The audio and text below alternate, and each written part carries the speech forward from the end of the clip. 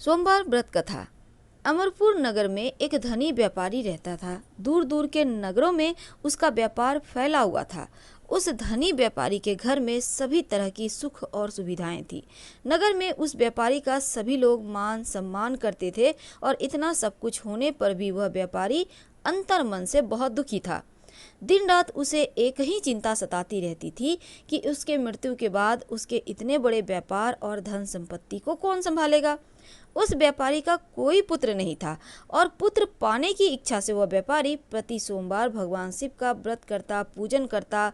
शाम के समय व्यापारी शिव मंदिर में जाकर शिव जी के सामने घी का दीपक जलाता था। उस व्यापारी की भक्ति देखकर एक दिन माँ पार्वती भगवान शिव से कहती हैं, प्राणनाथ, यह व्यापारी आपका सच्चा भक्त है। कितने दिनों से यह सोमवार का व्रत कर रहा है, नियमित रूप से पूजा कर रहा है। भगवान, इस व्यापारी की मनोकामना आप अवश्य पूरी करें। तब भगवान शिव ने मुस्कुराते हुए कहा, पार्वती, इस संसार में सबको उसके कर्म के अनुसार ही फल मिलता है।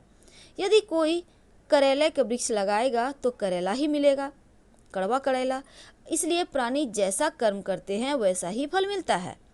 शिव के उत्तर से पार्वती जी नहीं मानी और उन्होंने आग्रह करते हुए कहा, नहीं प्राणनाथ, आपको इस व्यापारी की इच्छा पूरी करनी ही पड़ेगी। यह आपका अनन्य भक्त है। प्रति सोमवार आपका विधिवत व्रत रखता है, पूजा अर्चना के बाद आपको भोग लगाता है, एक समय भोजन ग्रहण करता है। आपको इसे पुत्र प्राप्ति का वरदान देना ही होगा। अब माँ पार्वती का आग्रह देखकर भगवान शिव कहते हैं, तुम्हारे आग्रह करने पर मैं इस व्यापारी को पुत्र प्राप्ति का वरदान देता हूँ, लेकिन इसका पुत्र 16 वर्ष से अधिक जीवित नहीं रहेगा। भगवान शिव ने स्वप्न में उस व्यापारी को दर्शन देकर पुत्र प्राप्ति का वरदान दिया और उसके पुत्र के 16 वर्ष तक जीवित रहने की बात भी बतलाई।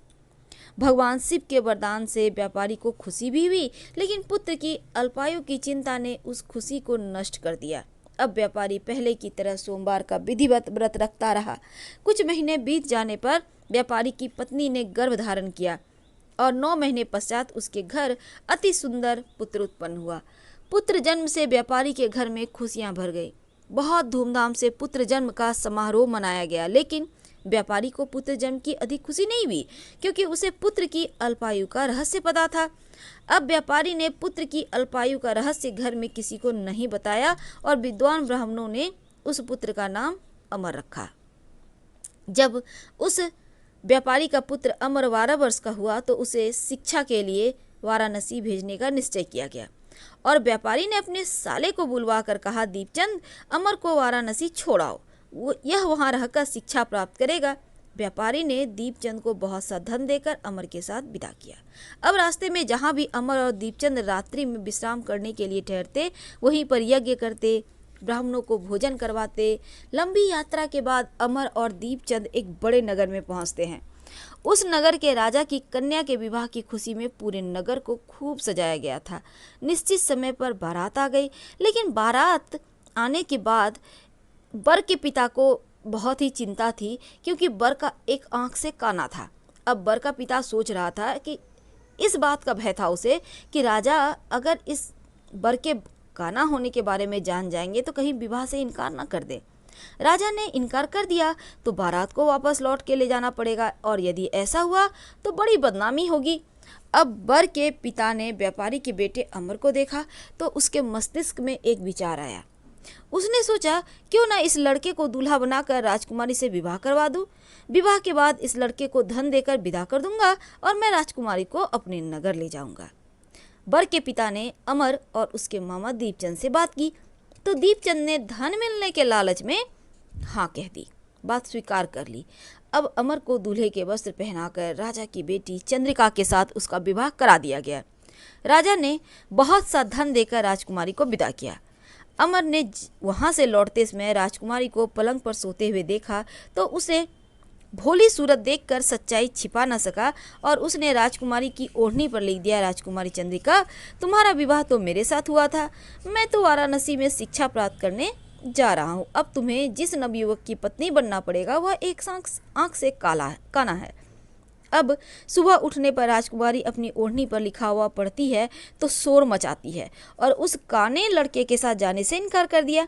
राजा ने सब बातें जानकर राजकुमारी को महल में रख लिया। उधर अमर अपने मामा दीपचंद के साथ वाराणसी पहुंच गया। अमर ने गुरुकुल में पढ़ना शुरू किया। जब अमर की आयु 16 वर्ष की हुई तो उसने एक यज्ञ किया। यज्ञ की समाप्ति पर ब्राह्मणों को भोजन कराया, खूब अन्न वस्त्र दान दिए।